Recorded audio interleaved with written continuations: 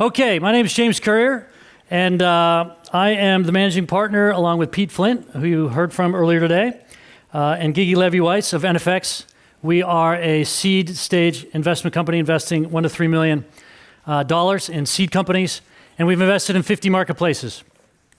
And about 4 years ago, we wrote this article about market networks, and it was something that we were seeing out there in the world, and we gave it a name, and we gave it a structure, and in fact, we gave this idea to a small team of people called Honeybook, and they took this idea and ran with it and started giving us the metrics and the numbers to really dig into what this world was going to look like.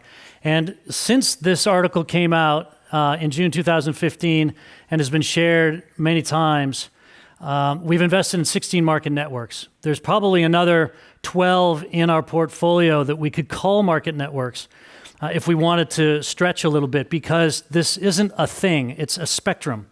It's a set of ideas that you guys should have in your quiver as you think about your businesses and designing your businesses. We're just going to give it this name of market networks.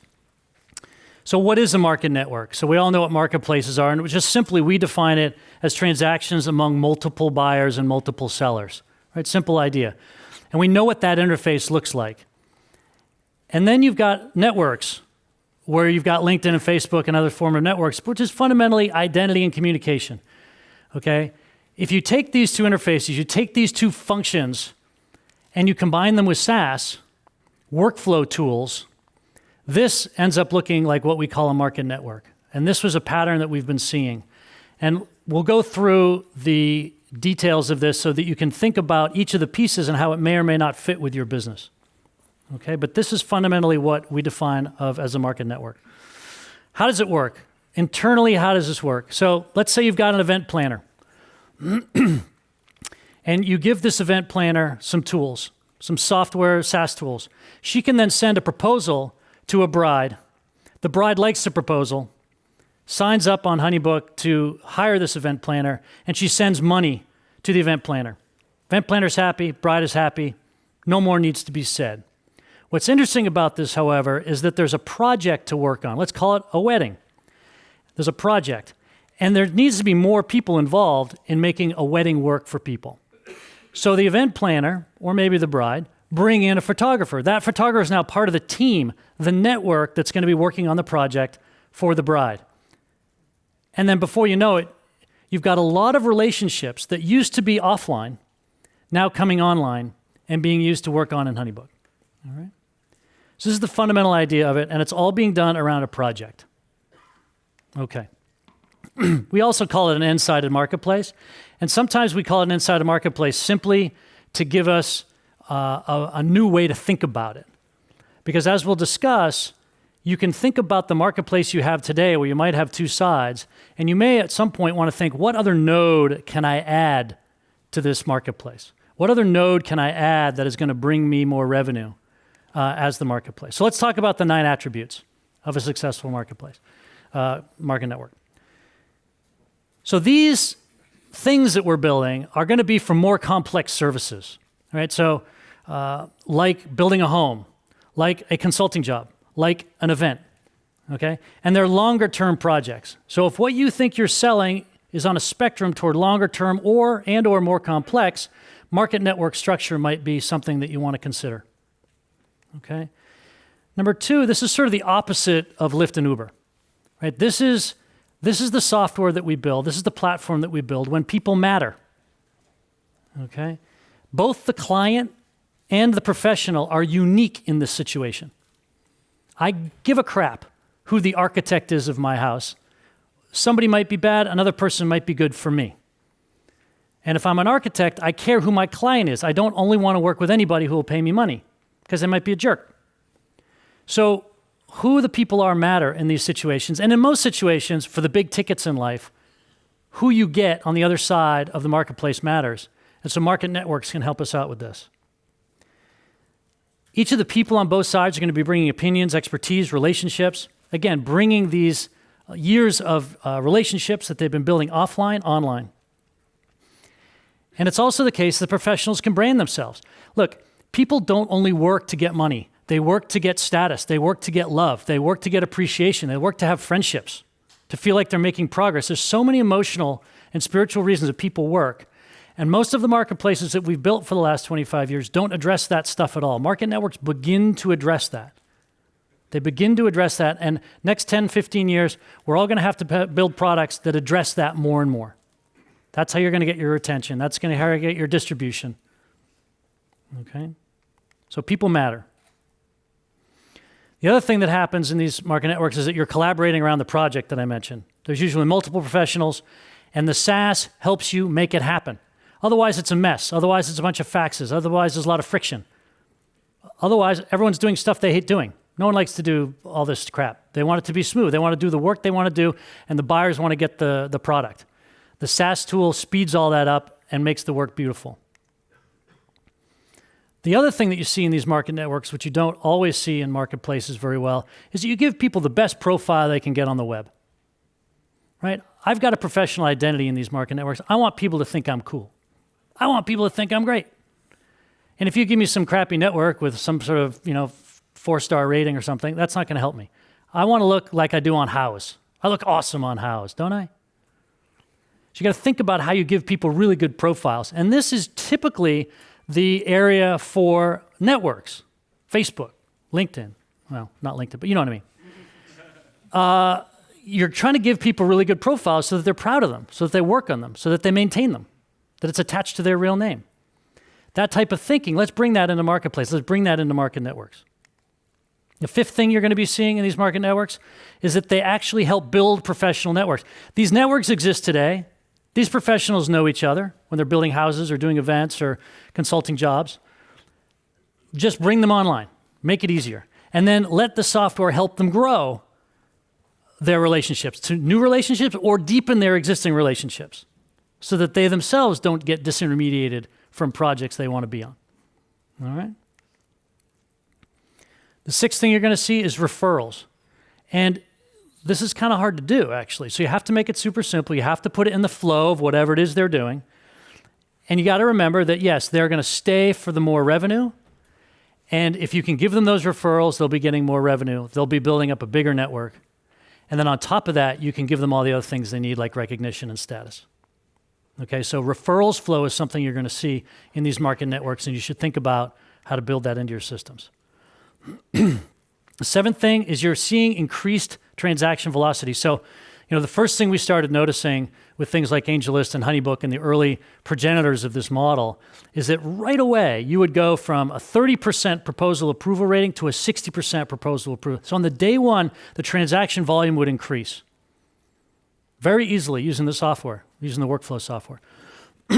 Or what we're seeing with a company like HeadNote, where they're in the legal space, you're seeing the payments are coming in 4 days instead of coming in 60 days. Like huge leaps in productivity and transaction velocity, okay, that these market networks can create. The other thing that happens when things go faster is they're just more beautiful, right? You should design your software so that it's pleasing to the eye, so that what they send out to people is something they're proud of. And we too often forget that. And these market networks kind of force you into that because you're already dealing with people's profiles, you're already dealing with their identities. And so you're going to make the workflow more beautiful and more pleasing. And that actually does matter in the end. The eighth thing you're going to see out of the 9, 2 more, is that you have to understand that what you're doing is stepping into and mediating professional relationships that are going to last and be ongoing. And that's different from an Uber and Lyft or an eBay or a Craigslist or many of the other marketplaces we talk about, which is one and done. Thank you, ma'am. Okay. These market networks are useful for places where people have to have ongoing relationships. In your marketplaces, are people trying to have ongoing relationships? Maybe start to think of some of the elements of market networks and bring that into your product. Again, it's a spectrum, okay? The ninth thing is that you have to understand that because of these ongoing relationships, you have to give people lower transaction fees than we're used to. If you want 20% in a typical marketplace, you might get 2% or 4% or 5%, because otherwise people will disintermediate you. You're not adding that much value, right, to what they think they're doing for the world. So you just can't charge as much on a percentage basis. Now, the upside of this is that, of course, a lot of these things are big ticket items. When you're redoing your kitchen, it's $40,000. When you're having a wedding, it could be 30 grand, 50 grand. And so you getting 1.5%, 2%, 4%, ends up being a lot of money. Ends up being a very valuable multi-billion-dollar company. So you can build the sort of network effect business of your dreams, even if you're at a very low percentage take rate. Okay? Once you get to that point and you're in that relationship, you can then start bringing in leads. And when you do, you get what you normally get for a lead, 10%, 20%, 50%, depending on how much value it is for you to bring a new lead to one of your professionals. But don't confuse the two. These are two different types of charging that you're going to want to do in these market networks. All right? Now, what's this affecting? From our perspective, it's affecting a ton of different verticals. And we're seeing market networks in each of these verticals emerging. Okay? And so if you're anywhere near any of these things, and there's more that I couldn't even fit on, it would be too small. But pretty much everything's going to be touched by this combination. The deft, beautiful products you're going to build to combine SaaS and networks and marketplaces to keep people on and make their work much better. So many verticals will be affected. Now, what we've also seen working with these 16 is that the list of common features is pretty clear. Like, all of them have to build these features. We've been approached by 4 companies who called me up and said, hey, I want to build a platform for building market networks because it's always the same features. And we're like, that's not going to work because each of these markets are really different. Okay, each of them is really different. Which feature is most critical for these markets is really different. Okay, but it's been interesting to see. It's like social networks, right? It was just basically 5 features that they all had. When Facebook launched, it was the 159th social network with the same 5 features. So it does boil down to certain features of the software, and market networks are no different. The other mental shift that I would encourage you to think about is help these people help themselves. If you go to someone and say, I'm going to get you a lead, that's all they want to hear from you for the rest of the conversation, right? It's like going into a bar with your top off, okay? No one wants to talk to you about your work, right? If you tell people, at least that's been my experience. No, if you go and tell people you're going to get them a new customer, that's all they're going to want to hear from you. And if you tell them anything other than here's your new customer, they're going to be disappointed with what you tell them. If you start the conversation with them saying, I'm going to help you manage your existing clients, it's a very different conversation. So try it. Try not promising to bring them leads. And you say, well, James, but what they want is leads. I'm like, try it. Because if you find a way to give them something they want that isn't leads right at the beginning, it gives you a way to start your market network without having to do the impossible. Why are marketplaces so hard? It's because you have to build 2 businesses at the same time. A market network allows you to build just one, which is to do what the supply needs. Much easier way to build your business. But it only works if you don't promise them leads at the beginning. Because otherwise, you're going to have to spend all of your seed capital buying leads to keep them involved. Figure out another way to keep them involved with SaaS tools. Okay? That's the idea, right? Help them close more of their leads. Not your leads, their leads. This is a big mental shift, and most of your teammates, even if you get it sitting in this room, most of your teammates will have a hard time with this. Because they're going to say, hey, what they keep asking us for is this. I'm like, right, I know. I've been to the bar. I know what people are asking for. But that's not what we're going to give them. We're going to give them something better. Some way of really growing their business. So the 4 things I would encourage you to add to your business, market network thinking, is can I add another node? Can I add another node to my marketplace? Sometimes adding that extra node unlocks a whole market that you didn't know existed, or it can increase your take rate, or change the perspective everyone has of your business.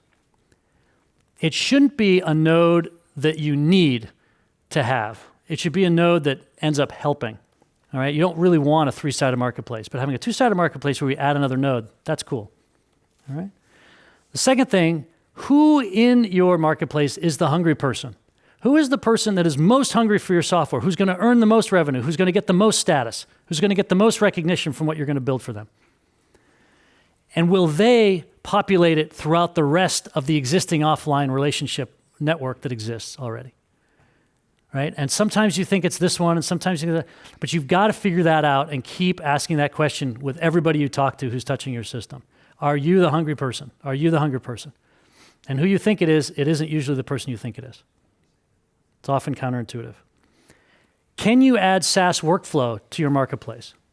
That's another thing to ask yourself. What What can I add to their day so that they're on there all day long, so that they use it every day, or they use it for 7 hours a day? It's on. They come into work and they turn it on. What is the SaaS software I could give them so that's true? Because if that's true, then I'm locking up the supply side. I can build that for a year or two, and then I can go get my demand side, as opposed to having to do both at the same time. All right?